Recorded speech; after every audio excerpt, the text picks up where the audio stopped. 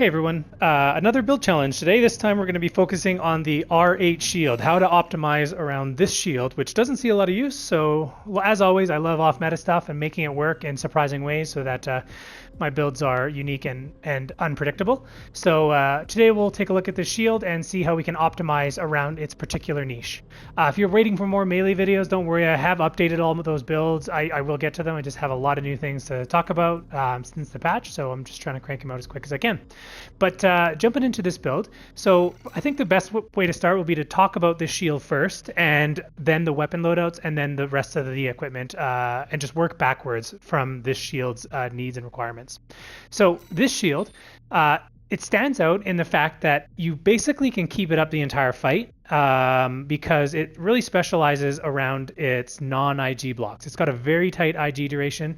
If you have played my other PB Buckler builds before the patch made the duration even longer, you should be quite skilled with this. I feel like this shield is going to really be a skill check now. It's very hard to use, but if you optimize around it, it can pull off some insane wins. So in general, though, the idea with this shield is to leave it up all the time and then just release it really quick and then turn it back on when they're about to use a nuke. So we'd be like fighting and then they'll go for like a bazooka or something, and I just really quickly flash it to parry that one attack. It does not block as much damage in the IG as other weapons, but that's not the point because we're already going to be doing a great job mitigating damage overall because we're so strong in the non-IG. We can afford to take some extra damage in the IG window, and it has really strong impact dampening. It's the same basically as the PS shield at just at 79 instead of 80%, but point is it's really strong. It also has the highest deploy heat buildup, meaning that while we're using the shield, unlike the Scudum, we don't mind using QBs. It doesn't really hurt us, or switching into kicks if we want to get that as a stagger, or using our left-hand weapon. The shield's basically never going to overheat. It's all reliable. It's always there for you. In terms of total deploys, you can get up to 8 deploys with this shield, so like I said, you really aren't going to have to worry about heating with this shield. You're more likely to just get staggered with the shield up than anything else. So that's a nice feature about the SUR8 shield as well. It's got reasonable cooling, so even if you do overheat the shield and get staggered with it up, it's not the end of the world. It should be ready to go fairly quickly, but try to avoid that. If you're right on the line of being staggered, just drop the shield and take it without the shield up so that your shield doesn't get overheated. But don't underestimate how good this shield is at blocking impact, even when it looks like you're right on the line, especially if you pull off a parry. So don't be afraid to get a little aggressive with drawing out that last little bit as long as possible. Okay, so after that, I think talking about the left hand makes sense. So if you're going to run a shield that you want to keep up all the time, you can't run damage or impact over time weapons because you want to have the shield up instead, meaning that we want to focus on a one and done use that has to cool down. Like firing stance weapons make sense. You could swap this out for the Majestic, but there's a reason I went with this one. So the other thing we want is that's going to be our punish, because our right hand and right shoulder are what we use to build up impact while the shield's up. The left hand needs to be something that can be a justifiably strong punish. So we're going to run the Coral Blade. It also happens to have really strong accumulative impact, meaning that if we want to, we can use this to start the fight and then switch to having the shield up, and that gives us a free basically 1,000 accumulative impact. It also happens to have a really fun charge attack, and if you've watched my other videos around this weapon, you know about some of the techs that I came up with free aiming or just breaking hardlock and looking off to your right, get them out of your screen. You can cause the beam to basically start right on top of them and be very hard to dodge. So if they're not running a shield and they're too aggressive with rushdown, then they can walk right into this. But yeah, this weapon checks all of our boxes. Strong stagger punish. Great to use at the start of the fight for cumulative impact. And then lastly, it is our primary means of movement. So it gives us access to the melee lunge. And so we're going to run the Flugel for that reason. We want decent boost speed because we need to stay close to them once we've closed the gap so that we can have our shield up. If they're able to just back off really fast, then kind of annoying. We can't really take advantage of the R8. So we're going to use the melee lunge. I did try using the SPD, but I found it was just too slow and too energy intensive. And the build just isn't quite fast enough at 350 to keep up with all those 380 builds, and so it couldn't quite get the job done against kites. So we need the Flugel in order to make more use of the cumulative impact, but also to give us the most efficient way of chasing down kites. Okay, so that covers the why we use this left hand. The ducket is just the best impact per second weapon right now, and it also synergizes nicely with the coral blade because it's essentially impact over time rather than burst impact like shotguns, which can be blocked a lot easier with shields. Now we have two tools. We have one for burst impact. We have one for impact over time. The Su-R8 complements it by being a full auto that we also don't have to expend much mental energy on while we're using it. This allows us to really focus on the shield. We just basically hold down R1 nonstop. The Su-R8 will also prevent the ducket from decaying down to its accumulative impact value, same as the Huxley. But we don't have to worry about the Huxley's overheat window with this build because this build is a very it draws out the fight a long time, so we can't really afford the Huxley. So the Su-R8 works out a little better for us, and it also does a great job with its ideal and effective range at preventing impact decay when people try to assault boost away from us. So let's take a look at the synergy here with the Su-R8 and the pistol. So usually what you'll do in a fight is you'd melee lunge in, and then you deploy the shield and the Su-R8 at the same time and just start spamming the right trigger. So let's watch how the ducket's magazine size and fire rate synergizes with the Su-R8 to prevent any window for the impact to decay down to cumulative impact. So the Su-R8 overheats, but we've still got some ducket time. It finishes and the Su-R8 picks up right as the ducket's reloading. We're now on our second magazine, which is preventing impact decay. And the Su-R8 takes over again. So basically, after your third magazine, that's when they'll have a window to decay their impact down. But realistically, that's unlikely given the ducket's massive impact buildup. It's 2,500 per magazine, so very easy for these two weapons to synergize nicely. And you can keep the shield up the whole time. If you do need to dodge anything, obviously you'll break the chain, but that's why it's preferable to try to flash parry the R8 shield. So we're taking advantage of that.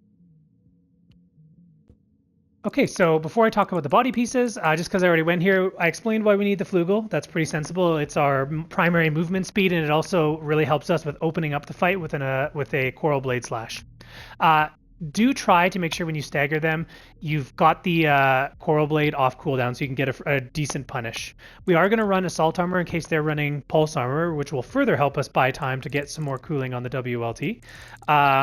But it also is, in particular, the main reason we run Assault Armor is we're running a parry shield, so you want to have that reversal tech of my other builds where if you lose the stagger race, you pop your Assault Armor, they try to counter with theirs, but you parry it and your impact's refreshed, theirs is not.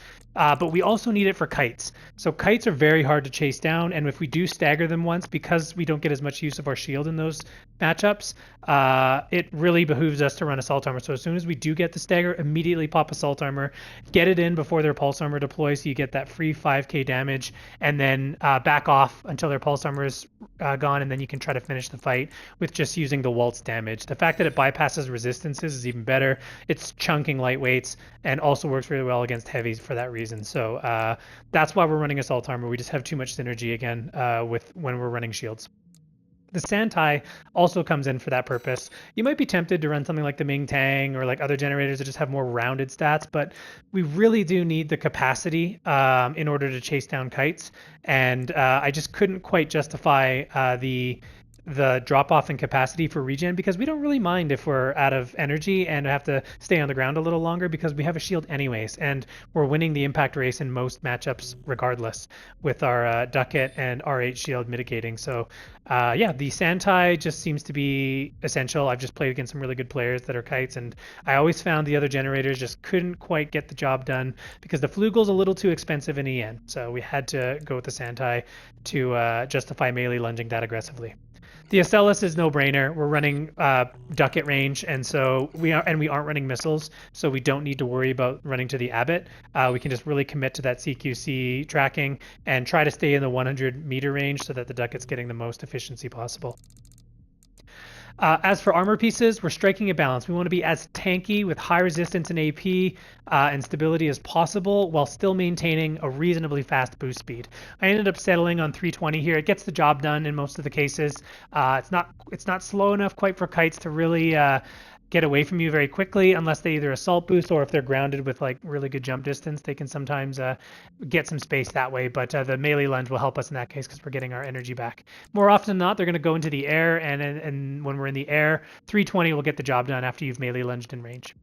Mind Alpha, pretty obvious here. We needed to support the Coral Blade with decent EN supply while still having tankiness and reasonable boost efficiency because we're melee lunging.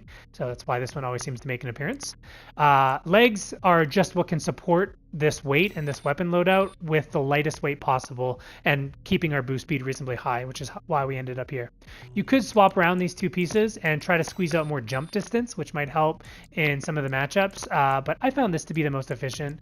Although I did have my eye on the ephemera, I just couldn't quite justify the weight trade-off. I'd have to swap the core down to something like the VP40S and the head down as well to something lighter, but your call if you want to. I found this worked out the best for me. So that's how our armor pieces work out. And then the arms are pretty sensible. Just again, stats and high melee specialization with enough recoil control and firearm specialization to make the ducket work. So that's how that works out.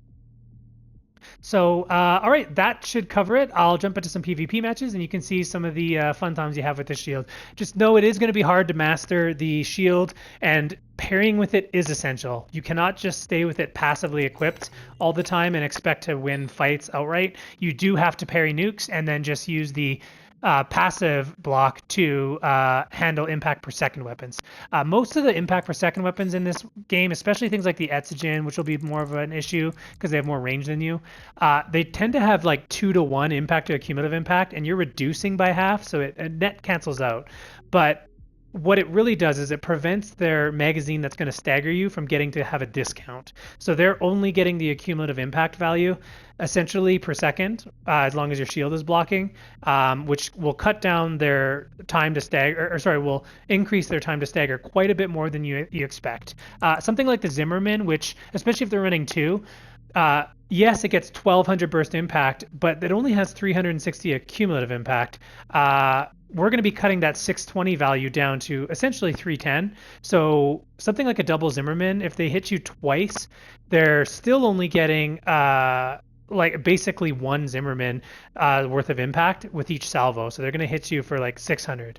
Then 1200, then 1800. And assuming you can at least mitigate some of one of the third salvo, like with a dodge or whatever, they're not going to be able to stagger you even in 3 salvos with a double Zimmerman. So the effect is that it basically reduces all these weapons to around their cumulative impact value, and the worse the closer their impact value is to their cumulative impact value, the better this shield tends to perform over time. Okay, so yeah, that basically covers it. Let's jump into some PvP matches. If you don't mind the fact that I have some changes in some of the other builds here, again, I make these builds really quick and test them and publish them very fast. So a lot of times I'm tweaking with different pieces, just trying it out. You might see me running the Hakoshi in some of the earlier matches and maybe swapping the left hand to the Majestic or whatnot. But this is the final version of the build, and I would encourage you to run this one.